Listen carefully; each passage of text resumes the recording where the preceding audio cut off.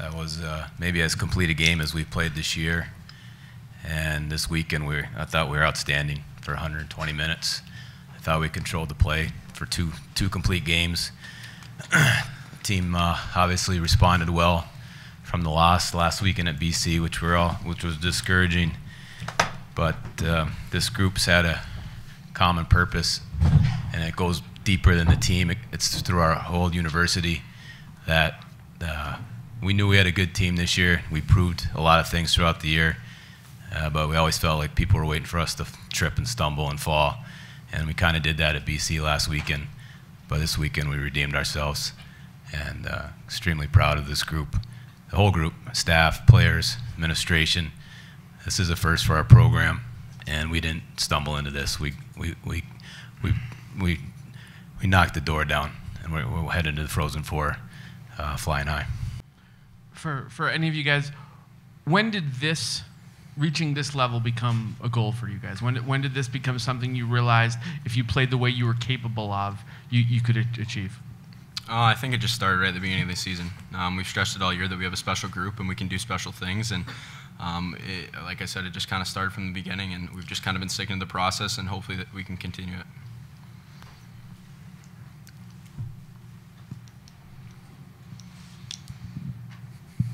For all you guys, Josh Walfish, Daily Hampshire Gazette, just describe the crowd out there tonight, because it seemed like it was basically Mullen Center just transported to Manchester. Yeah, I think as a group we feel that everywhere we've traveled this year, the fans have kind of come along with us, and it gives us great energy on the bench, and we definitely feed off it, and it's great to see.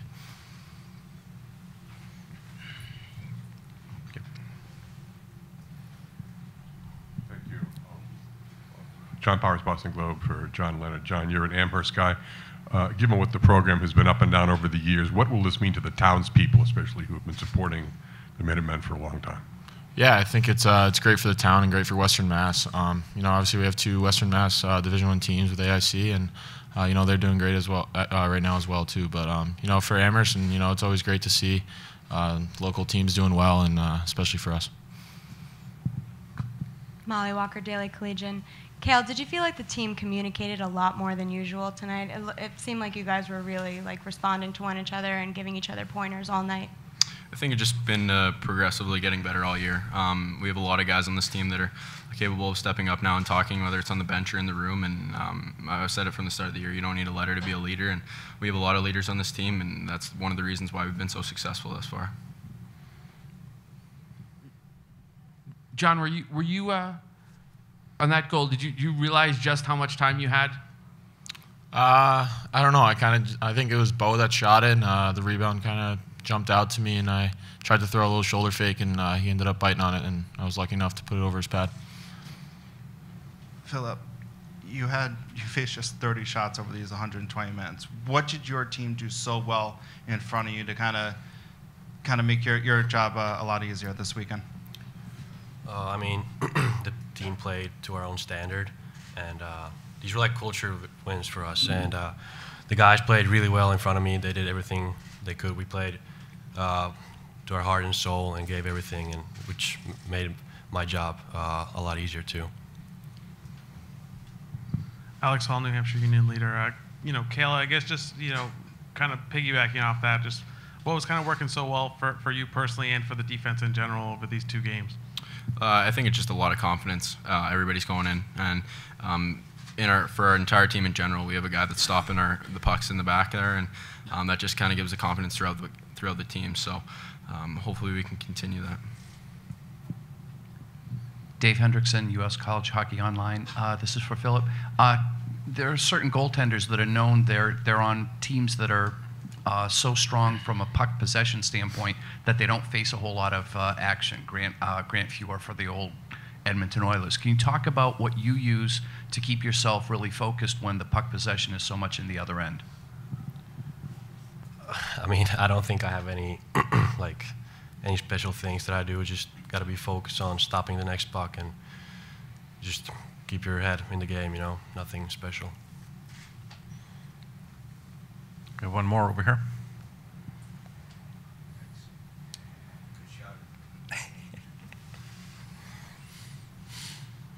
Hi, Rich Thompson, Boston Herald. This is for John. Just was the early pressure on Notre Dame tonight just an extension of the Harvard game plan? Yeah, I think so. Going into this game, we wanted to, get a good start and get pucks to the point and just keep firing away at the net. And, we continued to do that all night until we got that first one, and then we just kept on building from that, and, we finished off strong.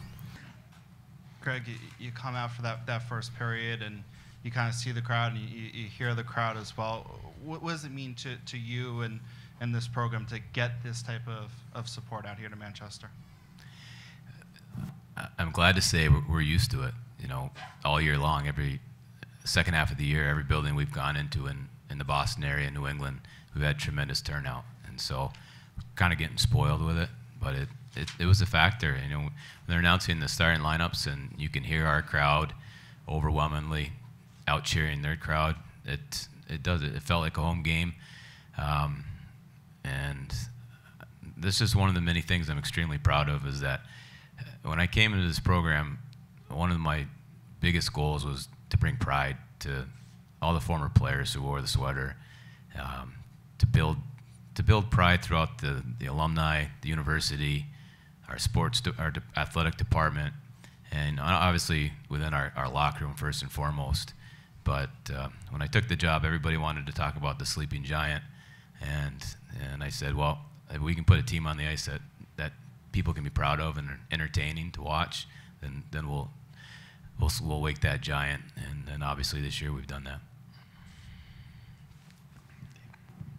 Dave Hendrickson, U.S. College Hockey Online.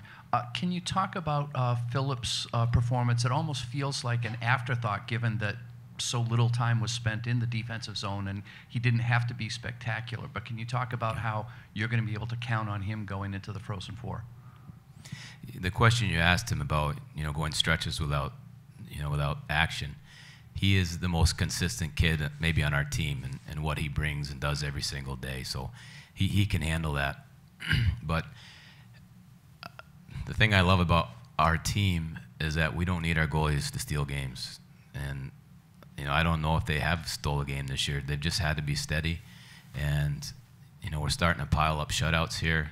I think we've had 3 or 4 in the last 10 games.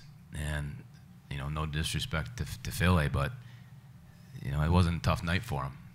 And that's a heck of a comment about a team when you can get a shutout. Because usually when you get a shutout, the goalie's the first star of the game, and he's done quite a bit to keep that shutout. But I may have been able to put the pads on tonight, get my first career shutout. Greg, what's this mean to you personally? For been around college hockey as long as you have been around hockey, as long as you have. When the clock started ticking down, you heard people chanting behind you. What did you feel? In addition to what you felt for the guys, what did you feel for yourself? It's emotional. It's emotional. Just everything that you go through, the day to day. You rarely get to these special moments. I've coached in Stanley Cup Finals, but this to me is a peak for me because I'm the head coach. I've got a tremendous group of people I work with, and again, one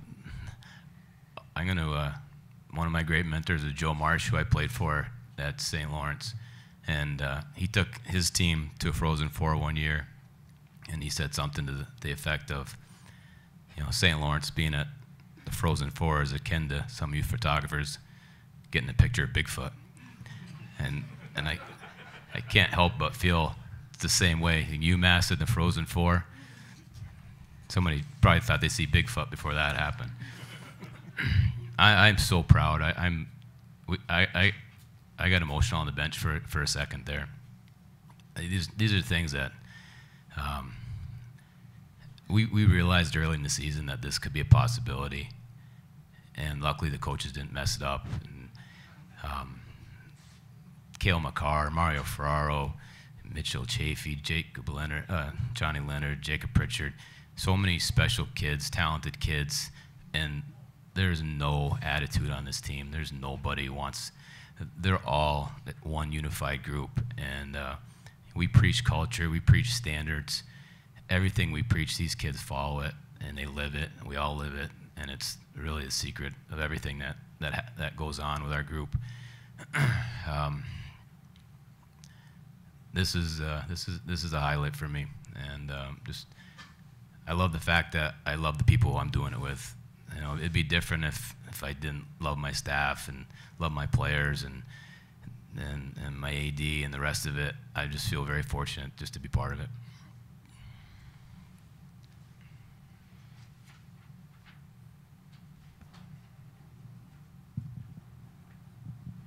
Alex Hall, New Hampshire Union leader. I mean, I guess it's probably not a surprise at this point, but could you just comment on Cale's performance over these last 2 games? I mean, he had a great defensive game against Harvard and then big impact today, too. He's a special, unique one. He's a generational player at this level. To me, he's the best player at this level by 10 miles. It's not even close. And again, I apologize if you've heard this before. As impressive as he is a hockey player, he's just as good a kid. Unbelievable. You know, there's just so many things you can say about him. You know, he decided to come to UMass. He could have gone anywhere, and he decided to come here and take on the challenge of helping to rebuild the hockey program and put it on a map. And he's done that. And I've loved coaching him. I love watching him play every day. It's a treat for me to watch him practice. It's a treat for me to watch him be the best player on the ice and not want any recognition. He doesn't want to be any different than anybody else. And a special group, and he's a very special kid. Mike Macknick, College Hockey News. Greg, second period's where you won this game with the 3 goals in 7 minutes, outshooting them 16-2. The first period you came out strong like you did last night, but they were able to have some pushback there, ended pretty even, I would say, at the end of the first, and then you guys come out in the second and you really retake control of the game. Was there anything that you had to adjust there or anything you did differently to focus in the second? No. We, after the BC loss, we really narrowed down our game plan to 5 distinct points that I'm not going to share. Don't ask. And we just wanted to really pinpoint, and it really, all of it was about us playing really aggressive hockey. And we from the drop of the puck last night, the drop of the puck tonight, I agree. I thought we were really good the first 10 minutes. Notre Dame they probably came out ready to take some punches, knowing that we were more rested, and they played a little better the second half than the first. But then in the second period, I think we outshot them 16-2, and we're being the #1 rank in this regional. That's an advantage. We got more rest than they did, and we took advantage of it.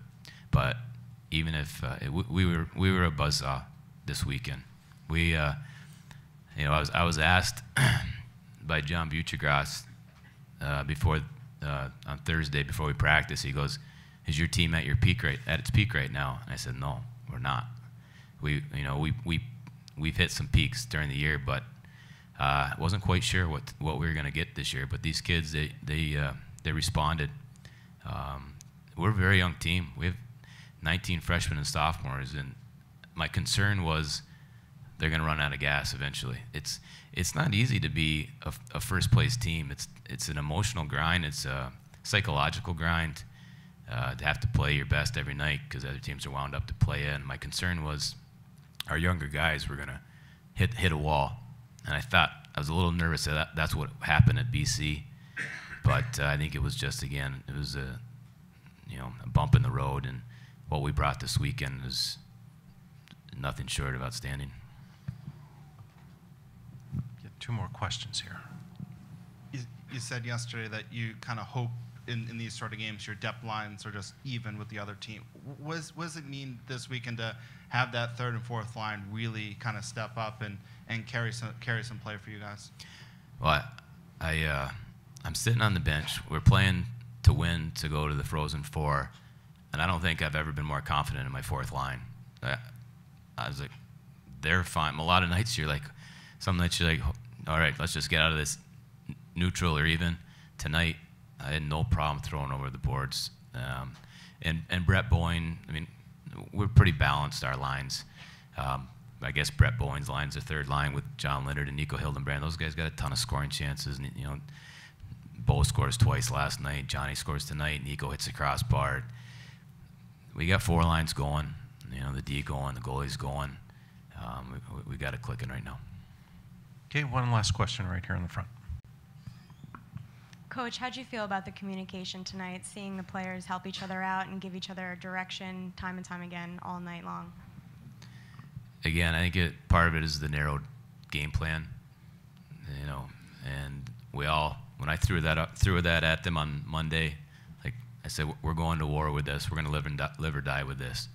And so it kind of unified everybody. And again, the reason was to get them playing really aggressive hockey. And again, last weekend we went into that game at BC so passive that we haven't been like that. So I just wanted to get them back to playing aggressive hockey. And I think that they all got energized by it, and so that was a lot of the communication was by doing that. I'd like to give Ryan Ames a question if he wants. He's our beat writer. If you have one, Ryan. If you don't have one, just make one up quick here. He's been a beat writer for 3 years. He's outstanding, and I want to give him a lot of credit for what he's done for 3 years. Okay. Thanks, Coach. Not a lot of talk about the penalty kill this weekend, but went perfect this weekend in a big kill after Jake's goal. Just how encouraging was that to see? It had to be good. You know, Harvard, a very good power play last night, and you know, watching Notre Dame last night against Clarkson, they have a lot of skill, and they very creative, move pucks around well. But again, we were very aggressive on our kill both nights, and it really limited the other teams. And you know, we when we're playing aggressive and we're up the ice and taking away all their time and space and playing heavy and being physical, we're good. That's UMass hockey.